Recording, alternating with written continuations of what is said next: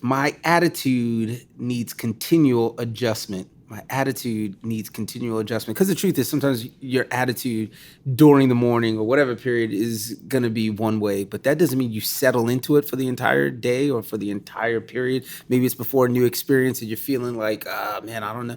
Well, attitudes need continual adjustment. You tinker and you tweak. So Paul says in Philippians chapter 4, now, dear brothers and sisters, one final thing, fix your thoughts on what is true, honorable, and right and pure, which this is going to help you have a positive attitude, by the way.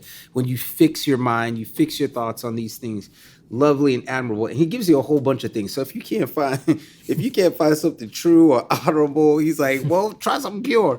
If you can't find something pure, find something lovely. There's a whole lot, That's right? good. And he says, think about things that are excellent and worthy of praise. Why? It adjusts your attitude. When you think about these things, it adjusts your attitude. But here's what I love. Sometimes we stop there.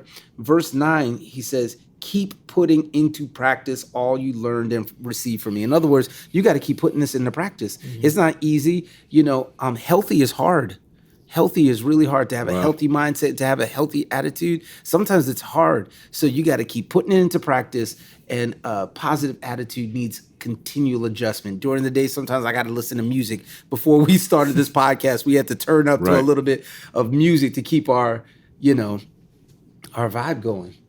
That's good. Would you say that sometimes even the people you least expect can... I've noticed that I find a leader that has a great attitude, and then I just assume they're always going to have a great attitude. But then, are you ever surprised by people who don't continually adjust their attitude, and they find themselves all of a sudden the person that used to be Mr. Positive, leader, all of a sudden is negative and cynical? And yes, I've seen that happen. I mean, we've all seen that on our teams to a certain degree, where people just turn. And I think sometimes it has to do with, like, somebody can be super positive about certain things, but if they get sick, like physically, all of a sudden they're super negative or complaining, or I think there's certain triggers. It's that trigger thing that you talked about. Yeah, there's that scripture when you were talking about that.